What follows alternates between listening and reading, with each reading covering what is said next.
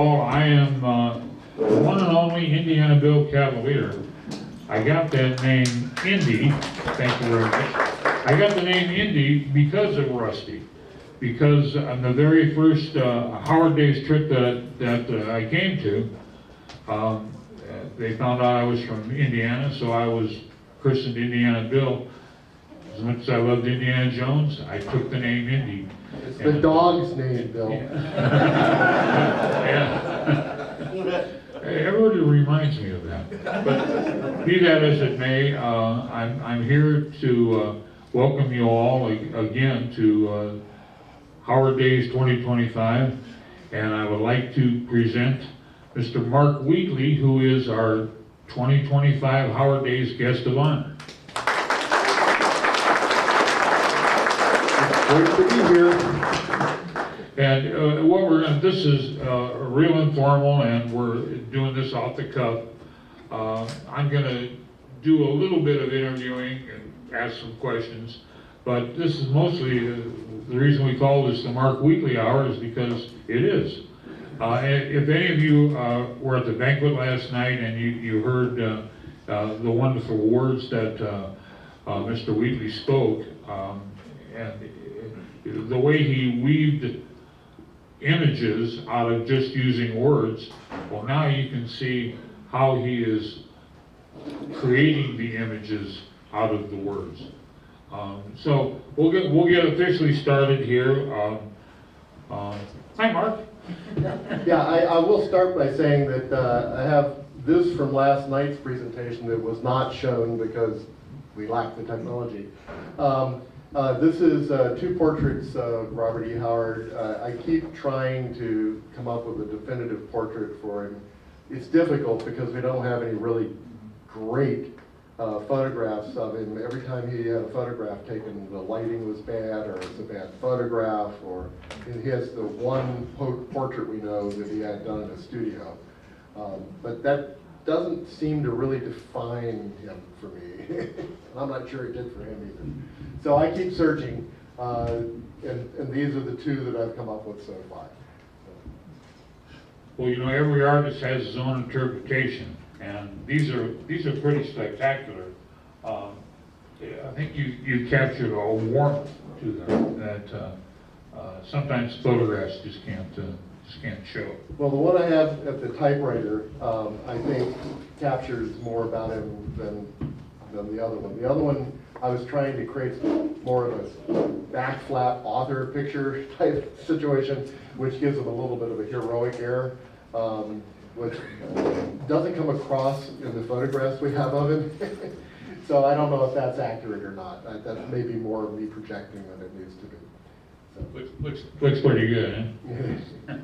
So, Well, let me ask you a few questions about, where were you born and raised?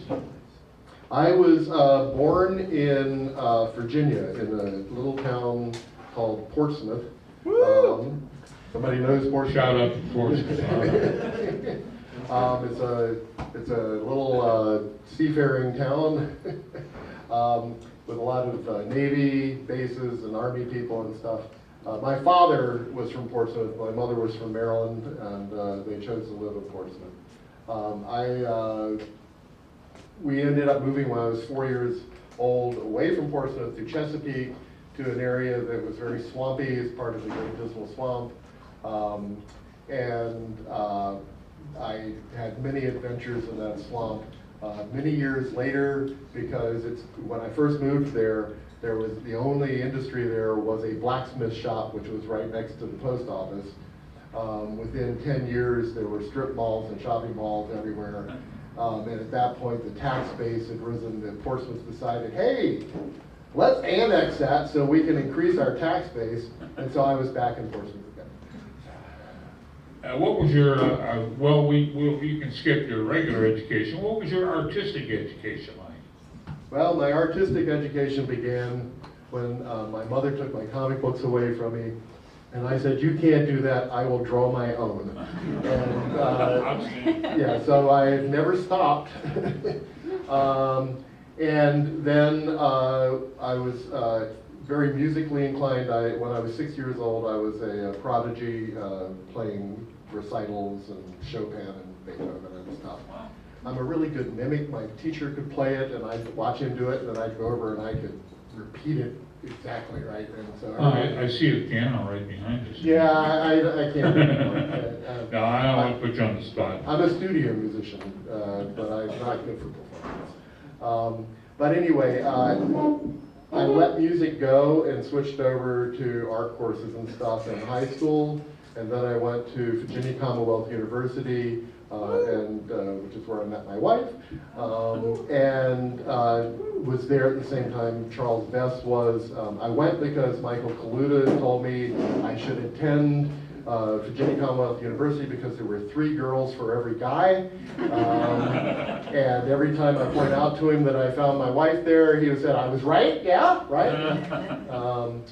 Steve Hickman went there, I met Phil Trumbo there, a lot of guys that you may know the names of.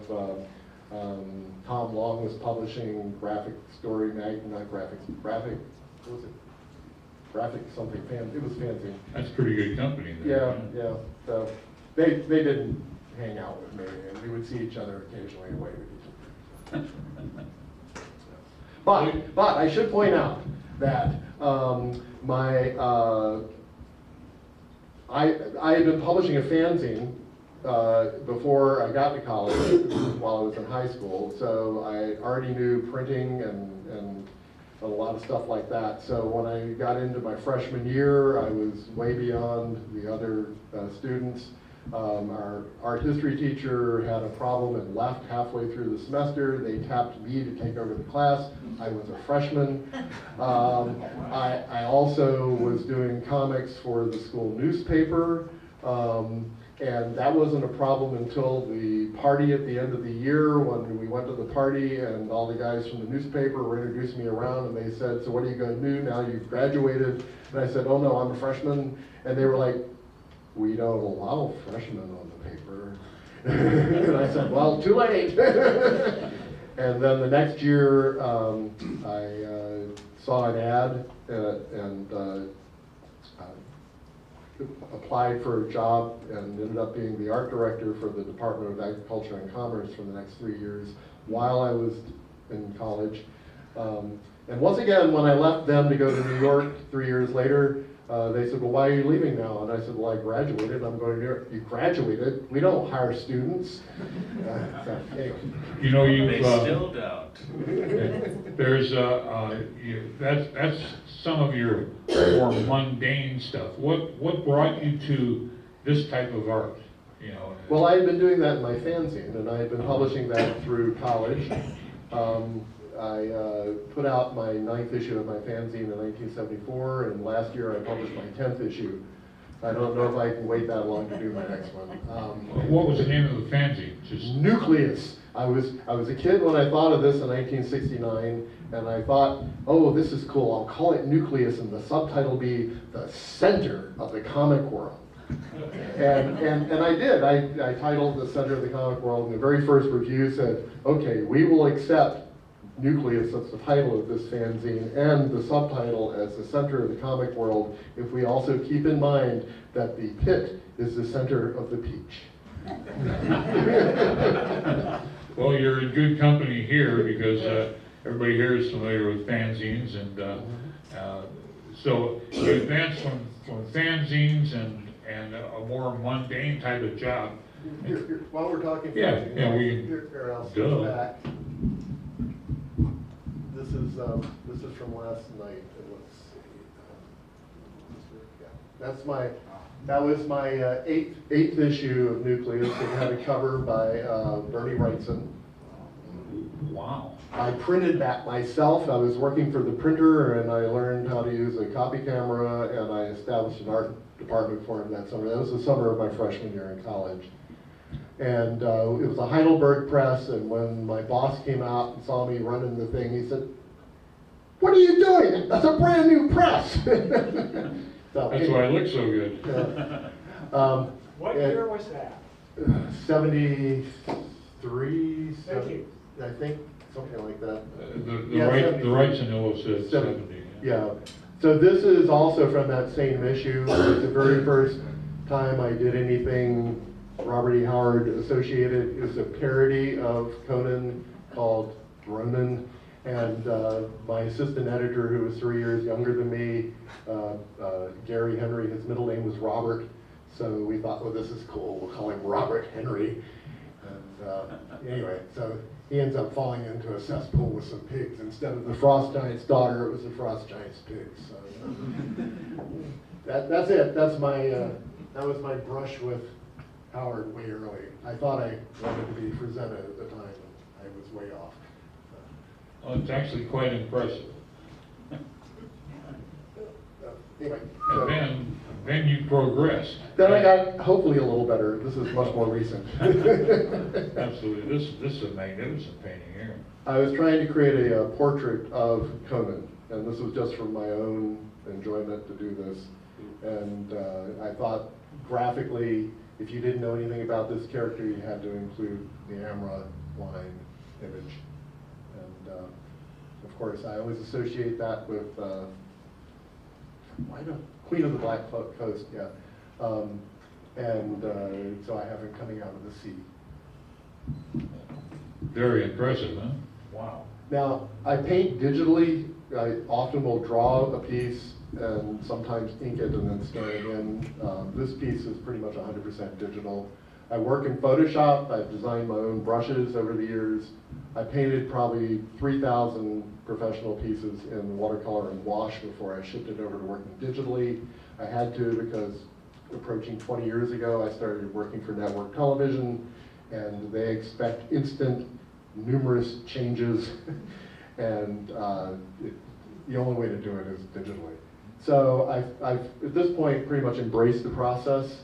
To get the subtlety of color that I am able to get, and I try for an image that looks still like I'm working in watercolor and gouache, I have to work very large. So at 300 dpi, which is standard basic print quality, this would be about 10 feet tall. Yikes. Can we get a printout of that, 10 feet tall? We could. We could. I work with a museum quality printer out in Arizona. He could do it. Anytime we need a billboard of Conan. There you go. There you go. Yeah, one of my graphic novels, Breathtaker, had a show 2 years ago, and for the gallery, they printed a piece of the cover. They printed the cover art, and it's, I don't know, it's like 18 feet tall, it's kept it on the side of the building, and it was like, the problem with comic art is it's not big enough. Now, you're talking about you work digitally, but I'm an analog kind of guy, and so I gotta know what are the tools that you use when you're creating a piece like this and you're doing a sketch. What sort of tools do you use? What pens, pencils, paper? You know, I like specifics, so I've got to know. Yeah, I'm not too picky. But if I'm going to start, I mean, I'm drawing all the time. I got a sketchbook with me right now. And I like a soft lead, and I use a mechanical pencil, and I use a 0.9 millimeters largest, mechanical that I can get. I like a nice big squishy line. I use a kneaded eraser, and I try not to think about it too much and just scribble and something comes out. And if I get something I like, I can scan it, or I can ink it and tighten it up, and then scan it, and then turn it into something. But when I'm on deadline, a lot of times I'll just go to it and I'll draw on my Cintiq. I have a Cintiq that I use, which is essentially a monitor that's touch sensitive, and it'll take a stylus and you can interact with it just like working on paper. And I use a small one.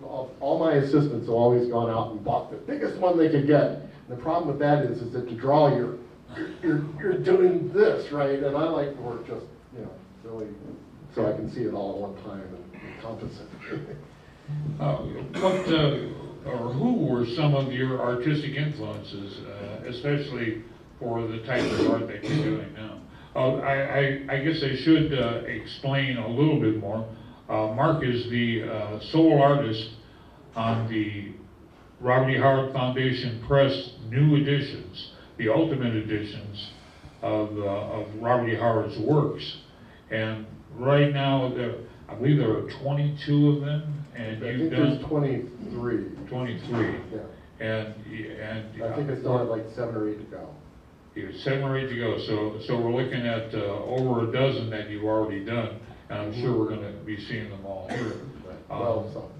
But it's pretty impressive, and it's a huge body of work, but it gives such a great look to our entire process of getting out into the public everything that Howard ever wrote in an easily attainable form. So, It deserves the best treatment. I mean, you guys put so much into these books. yeah. They are pure Howard. They are documented Howard. They've got all the data and the facts and the footnotes and the drafts and the fragments and the development work, and yeah, I love them. I mean, ever since Rusty, and it started with the Wandering Star books, those. I've been in awe of the quality of these books, so to be involved with them, I'm very honored, very honored. And then So- if we do another set, I guess I'll have to be super duper editions. There you go. Now, but who were some of your artistic influences? Well, first, while we're talking though, this one was not done for the foundation. This is actually the cover of the revived AMRA, which should be out sometime this fall, I believe from Wildside Press or one of their imprints. And I think you'll probably recognize the scene. So my artistic influences, my first one would probably be N.C. Wyatt, which you might see a little bit of in this one. Yeah, right on, yeah. He's top of the list. But Golden Age illustrators, I collect old magazines. My wife has been indexing them. We've got over 7,000 of them in the house now. They run from like the 1890s up till about 1960. And I just love everybody from Wyeth and Pyle and Leyendecker and Cornwell and Gruger. I just bought a Gruger original a month ago. Just love this stuff. The guys, I mean, with all the tools we have now to help us and the research available online, and if I need a reference photo, I can take it of myself and have it instantly. These guys, they really knew their stuff. They could draw rings around us. So yeah, more recently though, I would look at people like Bob Abbott and Frank Frazetta,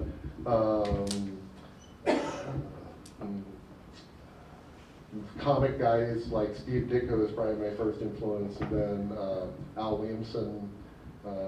Unfortunately, I known Al Williamson. I worked with Ray Morrow. He was in our studio for a while.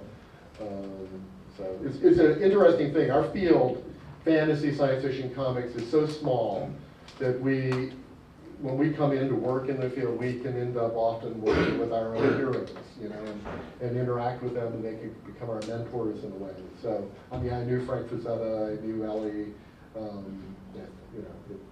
there was one night that we spent at Al Williamson's house, and I turned to Carol before we went to bed and said, "Wow, we're sleeping in Al Williamson's house."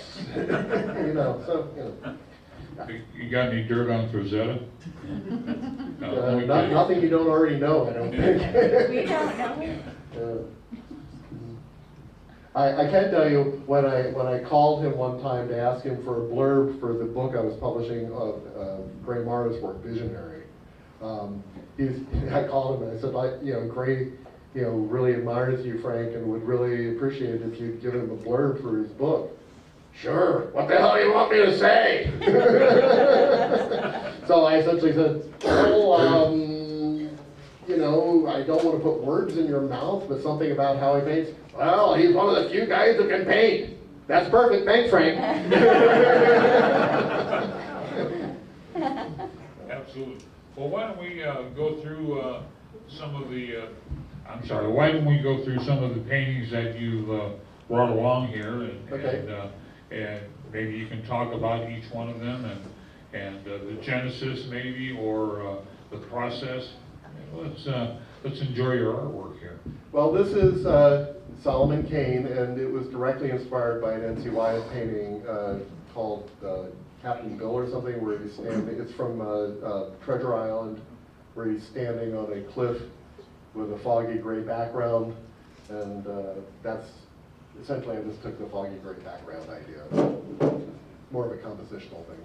Harvey Dunn really was a big influence on me for the way he lights and composes, and certainly you can see that in a lot of what Wyeth was doing. And Harvey Dunn, of course, was a student of Howard Pyle along with Wyeth, and carried on the teaching of Pyle.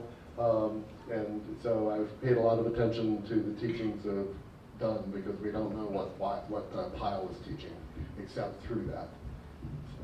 Now, how has, of course, you've done quite a lot of work with Edgar Rice Burroughs characters. Mm-hmm. How has that translated over into working with Robert E. Howard characters?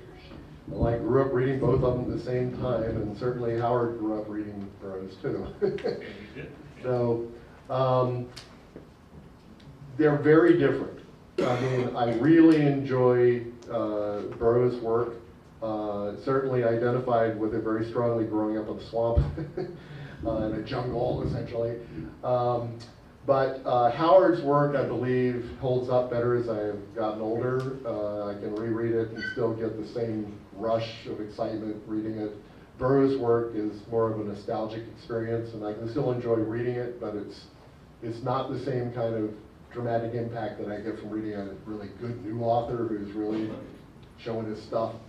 And Howard's stuff still holds up, though. Now this piece that we're looking at was done for one of the letter collections from the Ultimate Editions. I think the third edition, the third volume of letters. And this is the only one where we had the rights to use Conan. And this is one that actually started out with me drawing it in pencil, inking it, scanning it, and then painting that piece over. So it's a mixed media. It's a mix between pencil, ink, and digital. And that's beautiful. And since they're all wraparound covers, I have to design them so that the feature is on the front, and the area where we can cover it up with all sorts of blurbs is on the back. Now, when it was actually printed digitally, I superimposed a portrait of Howard, because that was the format of the 3 books. Let's see, a few years, here's an example of my pen and ink work. So a few years ago, the Norman Rockwell Museum, by the way, the Norman Rockwell Museum has done several shows of my work. Very honored to be part of their shows. But they approached me because they had a show called Enchanted, which was a collection of what they considered some of the most important works in science fiction and fantasy. One of their donators or loaners of art had a painting of John Carter by J. Allen St. John that they decided they didn't want them to have in the show.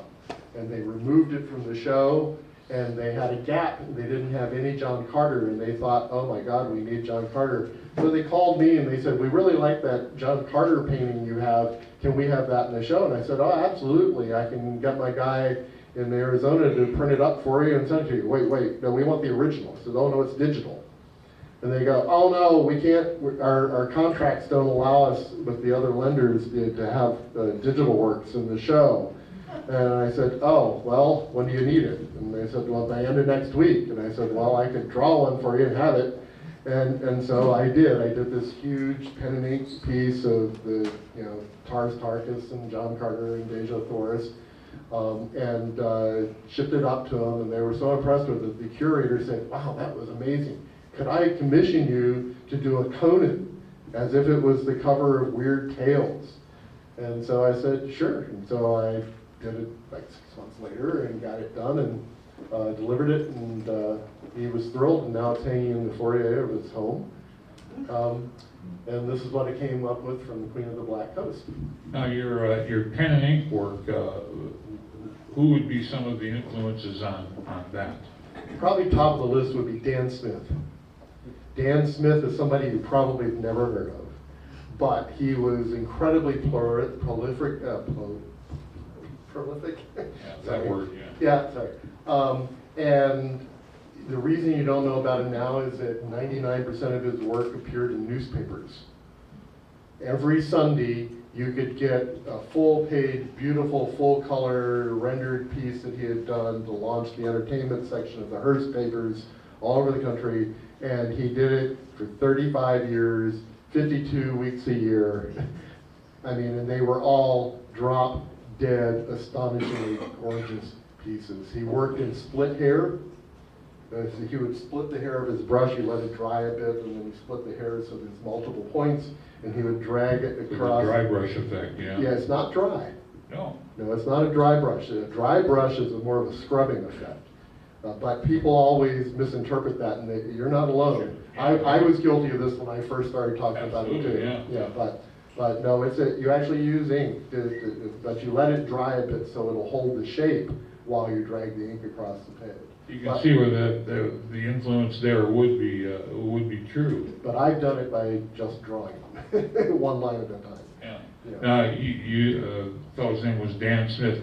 Anybody in here familiar with Dan Smith? Oh, one guy.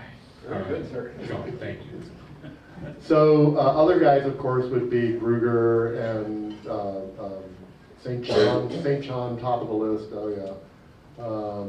And Will Crawford, and there's just so many guys, so many guys. I mean, the heyday of pen and ink illustration was just, around the turn of the century. The last one, and it was just amazing. I kind of see a Reed Crandall influence here. Well, not so much. Reed was influenced by the same guys I Well, am. yeah. I mean, I do, of course, really much love what Crandall did, Oh, but for sure. he didn't. I don't think he got into my DNA early enough. But I use Japanese pens. They're flexible Japanese pens that are cartridge pens and things. Right. And Japanese brushes as well. I use their water brushes, which are supposed to be used with cake watercolor, and you can take them out in plein air. And you've got all the water in the hill of your brush, and you can put it in the cake and use it, right? But I fill them with Sumi ink and use them as ink brushes. What about the good old-fashioned dip pens, crow quills, that sort of thing? I never was comfortable with them, and I stopped using those back in the 80s. Well, whatever you're doing here, it certainly is working. Then I decided I wanted to paint one for my own, and that's the painted version. Whoa.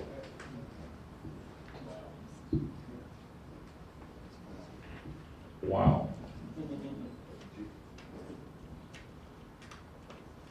Let's move right along then. Damn. So last night I was talking about how I had been approached and hired by a production company to develop a TV miniseries based on People of the Black Circle. And I had to let everybody imagine what that might look like. Today, you can see it. The title was changed to Wizards of the Dark Circle, and they did not have rights to Conan, so that's actually Turlough O'Brien. Oh, yeah. As the producer's saying, but make him look like Conan, but not like Conan. So that's why he has a goatee. There's a lot going on there. Yeah, well, they wanted it to be presentation art, so it all has to be in one piece because they don't figure anybody they're pitching to will have time to look at more than one piece. And I came up with the slogan, which is every battle is fought in the mind of the warrior, There you go. because it needed something. Now, you were asking about Burroughs. I've also done production artwork for this, which is being pitched as a miniseries. It's the Moon Men miniseries that they're working on. Of course, they said, yeah, make him look like Timothy Chalamet. And I'm like, okay, but you're not going to get Timothy. Yeah, we might. No, you're not. No, you're not. No. This is not unlike a poster that you might see in the 1950s. Well, yeah, I'm trying to play off that. The look is very much there. Yeah, and again, this started out as pen and ink and got scanned and And I did the theatrical poster for Zack Snyder's Rebel Moon, which about a year and a half ago was the #1 movie in the world for about a 6-week period. I still haven't seen it.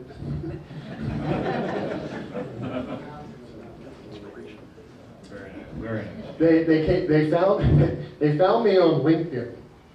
So if you know how things work, I get this contact on LinkedIn from the guy. Hi, I really love your art. I'm like working on a movie and would like a poster. And I'm like, Yeah, sure, okay. And he says, yeah. So would you be available to do that for me? And I quoted him some astronomical price, and he was like, yeah. So can we talk? I'm like, sure. He says, all right, I'll set up a Zoom. I'm like, oh, okay. So he sets up a Zoom, and he says, before we can have the Zoom, I need our lawyers to send you an NDA. And I'm like, okay, this is weird. This is really weird. So he sends me the NDA, and I sign it, and we have the meeting. And he still won't tell me what we're talking about. Well, what is it going to be like? Well, it's just like the stuff you do.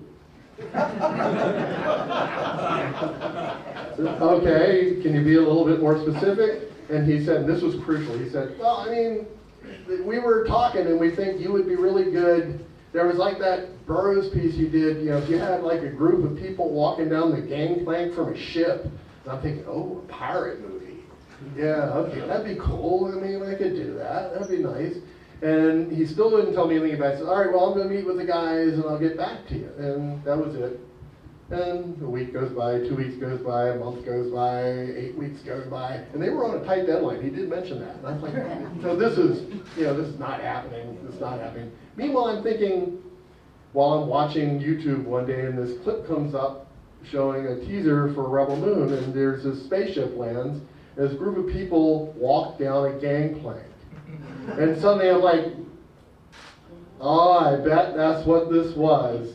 That thing I'm not going to do now because they blew me off is Rebel Moon. And the next day they got back in touch and said, yeah, we need this. Can we have this in a couple weeks? Yeah, of course. Yeah. And we won't interfere. You just do anything you want, and that'll be what we do. And so I did this really cool painting and sent it to them. They said, what we need is it to be more like this and more like this. And you're not using the right, you're not using the right sword. And it's like, you didn't send me any reference. And they go, oh, okay, we'll get that for you. And so anyway, for weeks and weeks and weeks and weeks, back and forth, back and forth. I earned every penny of the $9,000. Anyway, so that was the Rebel Moon.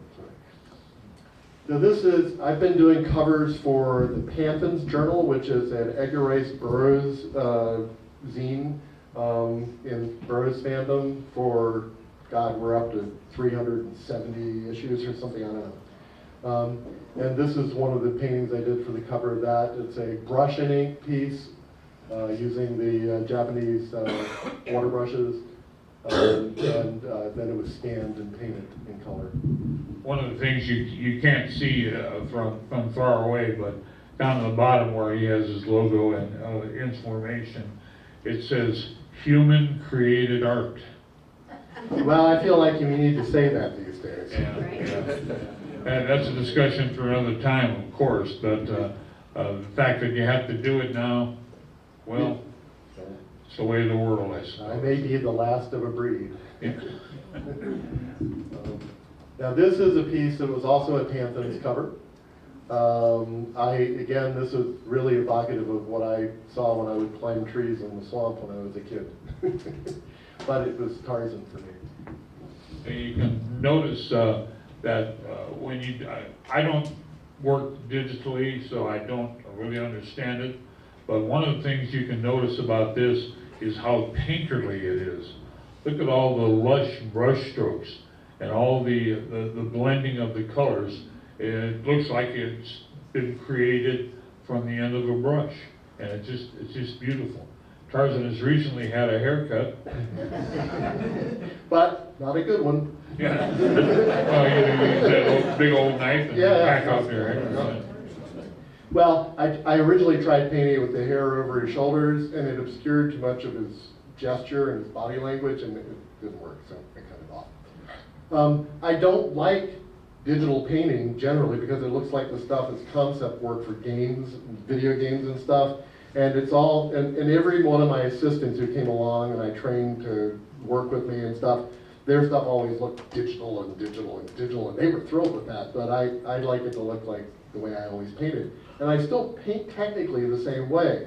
I'll start out with a sketch, I'll put a wash over it in transparent colors, I'll build it up. My shadows are thin, my lights are thick, you know, I mean, when I'm finished something like this, I'm quite likely to have 30 or 40 layers, because every time I shift between, you know, transparent and opaque, and I go to a different layer, and, you know. When you do work with real paint, is it oil paint, acrylic paint? Watercoloring wash. All right. And I haven't been doing that much lately. A couple years ago, I was doing a lot of life drawing, and I got really facile with it again, but I haven't been able to do it in a while. Yeah, it takes practice. Yeah. So anyway, moving on. This was for my own amusement, and I did a cover for the Pantheons, and I did it thinking in my mind that I was going to redo the original cover of Tarzan of the Apes for All Story. And so then I just went ahead and mocked one up to make it look like the All Story cover. Clinton Petrie, I think, is the cover. Clinton Petty. How soon? Petty. Petty. P-E-T-T-E-D. Petty, yes. Thank you, Henry. And so I normally would have like drawn a logo to give it the sweep for the Tarzan thing, but I wanted to stick true to the period, so I chose fonts and combined them to make it look like the flourish of the T and everything, 78. Getting back to a more analog type thing. This cover, start to finish, how much time is involved? I rarely have more than 3 days to do anything. And if I'm doing it for myself, sometimes it has to be a little faster. So, the only time things take longer is when people are micromanaging me. You know, like with the Rebel Moon thing, where it takes weeks of them back and forth and back and forth and back and forth. If I get a head of steam up, I can't wait till it's done. And that's not because I don't want to be working on it anymore, it's just that I'm just completely consumed by it. One of the things I notice about this piece here is of course, Tarzan was, he climbed a lot of trees, and he had to use his speed a whole lot. Well, he's almost got, you know, the feet that you've given him here, Yeah. they're ape-like almost, and I was thinking about that. You can see that Tarzan was using his feet to climb trees here. Yep, probably scratch his nose too. Yeah, yeah. So this is another Pantheons cover. It's, by the way, all the Howard stuff was in last night's presentation that you didn't see. This is The Jungle Girl, which was set in Cambodia. And I just wanted to do something different. A lot of times if I'm doing covers for the journal, I tend to fall back on John Carter and Tarzan because I don't have to think too much about it. But every once in a while I want to break myself out and work on one of his other nice books. So, plus, hey, pretty girl and a tiger. Now this was done as an illustration for one of the books that Edgar Rice Burroughs Company published that Christopher Paul Carey wrote, which is a magnificent pastiche continuing the Moon Men series. You would believe you were reading an original Edgar Rice Burroughs story, only one of the best he ever wrote. I mean, I was so happy to be able to work with Chris on that. I'd illustrated some previous books by Chris, but I did, I think, 16 illustrations for that book. So this is the Princess Nanara or something, Norami or something. I can't remember. Now, you said you had some of the paintings loaded for from last night. Do you want to switch over to those for the Howard stuff? In just a moment. All right, one more here. Yeah, this is probably the most recent painting I've done. It was done a couple weeks ago. It's another Pantheons cover. It's from Beasts of Tarzan. What do you think?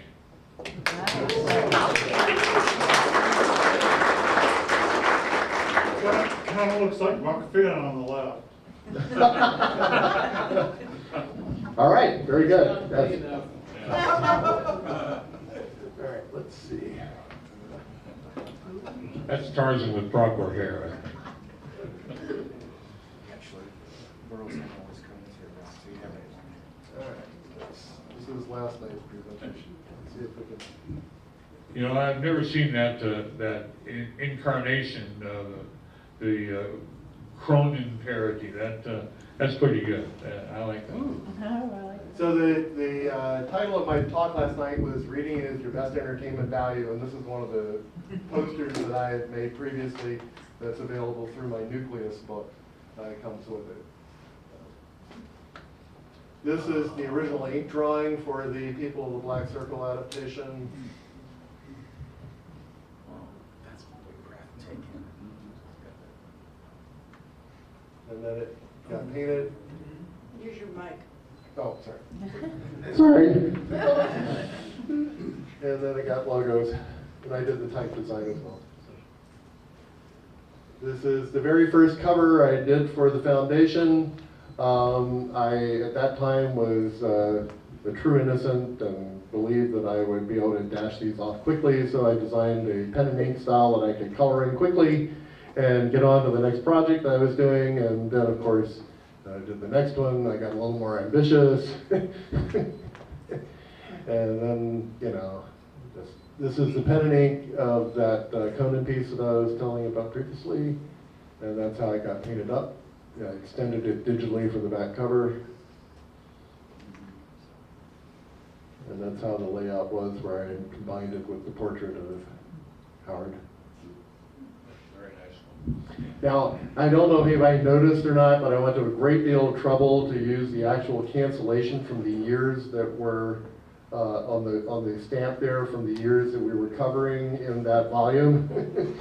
So those letters are truly the right cancellation for those years. All those nifty little details, yeah. Yeah, I'm sure I wasted a lot of time on pictures, but you know. That's the way you do it. Yeah. So this is the first of the collected poetry volumes, which I thought it would be kind of cool to do one that would be straddle the line between a romance volume and a Conan volume sort of thing. Yeah. And that's, I hit something. Well, anyway, we don't have to look at everything. This is the second volume of the poetry. Third volume.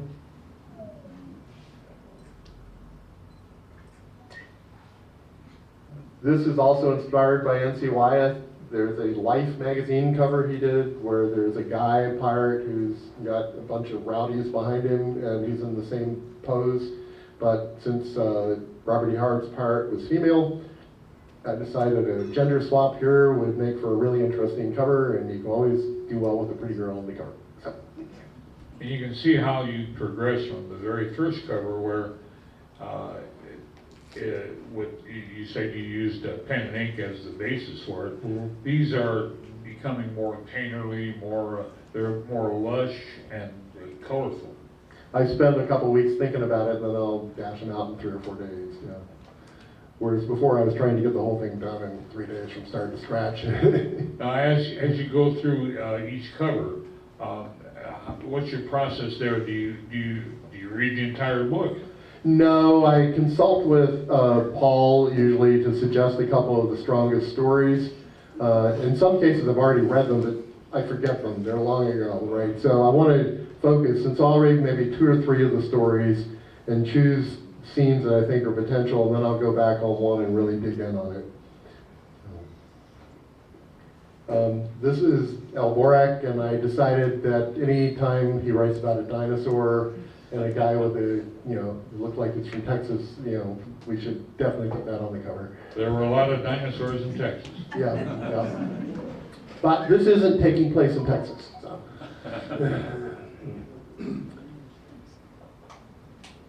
Wow. Now, by the way, the only thing on here that's not digital, they're the brush strokes that cover the surface. Those are actual brush strokes that I scanned to give texture before I started the painting. To lock it together, because I knew compositionally I wanted a sweep. to create a sense of direction. It's a wonderful technique.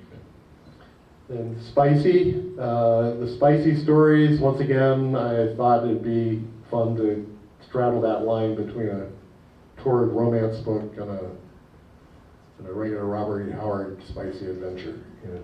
I'm always trying to think when I'm doing something like this, how we can broaden the appeal for the books. Well, that certainly does it, and kind of looks kind of sort of like Bob Howard behind the wheel there. That was intentional. I wasn't trying for a true portrait, but I was trying for something, you know, it would not be too far off base.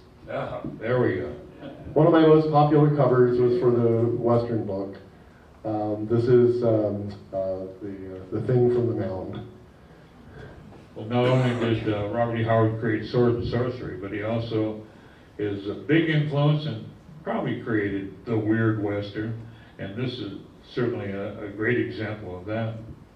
And you can see all the loving care I put into painting the dark room. For the back cover, they got covered up with all of the copy. So this is the pen and ink for the Steve Harris detective book. And that's the painted version. And this is a true painted texture that I lifted from a texture file that I purchased ages ago that's in the background for the painted wall. So I did not actually paint that texture that's in the background. I stole it from a file that I have. And we won't tell anybody. Yeah, I just did. Oh, yeah. So this is not Conan. This is Amra, which is why we were able to put him on the cover. But There you go. But I still had to show him from the back because I didn't want anybody claiming that it was Conan that we were just calling Amra. Yeah, for those of you who don't know, Howard wrote two different versions of Frost Giant's daughter, and it was the Frost King's daughter. And you'll have to talk to Rusty Burke about which one came first, because he and Carl Edward Wagner had a massive discussion about who came first, the Frost Giant's daughter or the Frost King's daughter. So Rusty will be available for consultation later on. See him in the pavilion. So this is another popular cover, which is I think sold out at the table. Nice. You know, one of the fairly recent ones done. I think it's been done since the first of the year, actually. I think we've done 3 this year, so. That's the full painting. Again, the only thing on here, I mean, I did a pencil drawing of the mummy in the sarcophagus and scanned that because I wanted to get the gesture really freely, which is sometimes hard to do digitally while I'm drawing on the settee. And the water strokes are real, but the rest of it's all digital. Now, as you go along and you are coloring your painting, do you change the colors and see what works? You know, maybe make the background of the mummy, make that dark blue or something. And do you work that process out as you're generating the painting?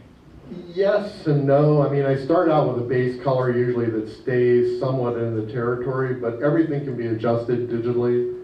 And so what will happen is I'll play off of a base color and complement it somehow.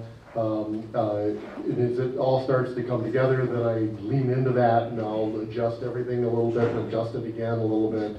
And then when it's all done, sometimes I'll break the painting apart into component pieces using masking and change contrast and intensity so that things pop a little bit more. Something that's very difficult to do in real painting. Yeah, that's for sure. This is the most recent piece that I've done for the Ultimate Edition. There we go. And it's first of 4 books, and they'll all have a similar format where there's a pretty girl and a poster of the fighters because I wanted a way to get a pretty girl on the cover of every book. That's smart. That's a good one. That's Yeah, by the way, about that one though, I do want to say that I designed the poster as an entirely separate piece and then dropped it in. So, this is from my Songs of Giants book, illustrating one of Robert E. Howard's poems. This is all brush and ink. This is Red Dawn, another of his poems from Songs of Giants. It's all brush and ink. Now, this is digital brush and ink, or No, this is real the brush real and deal? ink. All And right. they're very large pieces, so I couldn't bring them with me. So. Yeah. I work large so I can work freely and loosely. Well, for example, you say you work large. How big is this piece? That is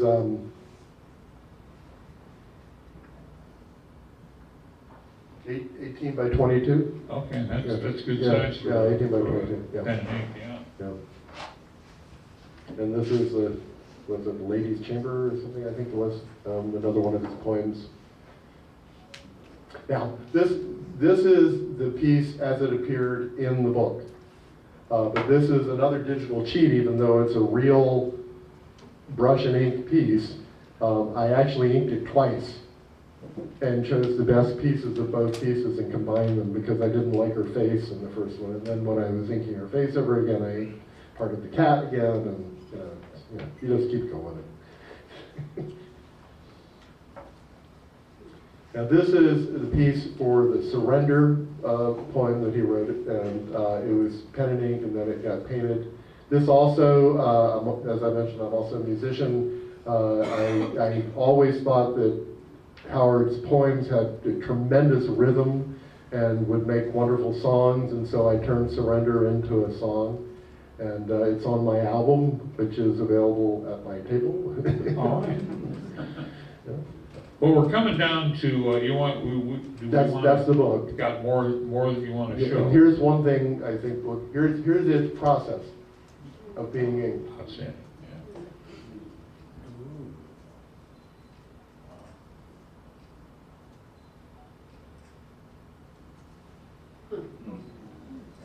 Now, who's that? It's the Pillsbury Doughboy. You might recognize this. Yeah, and I don't know how many copies of this are left. It seems to be selling pretty well, but you can get them from the Project Pride over at the house. Absolutely. They're not available for me. An exclusive to Robert E. Howard Days 2025 that Mark created for us, and just a magnificent piece.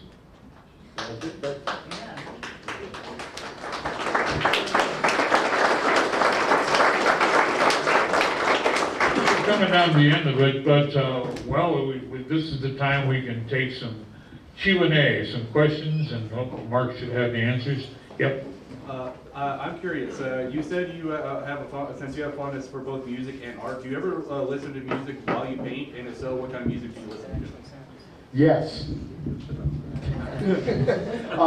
I'm really into progressive rock, so I listen to a lot of the original progressive rock bands, a lot of the neo-progressive rock bands. So these days, I mean, my basic go-to band is probably the Moody Blues, which, but these days I listen to like Magenta and a lot of Neil Morse things, or Spock's Beard. Transatlantic is like, there's never anything been better. I love Flying Colors. Yeah, there's just a lot of great bands, a lot of Rob Reed's groups like Cyan and Magenta, and also Ian Jones's groups like Carnatica and Chasing the Monsoon, and a lot of things like that. So, yes.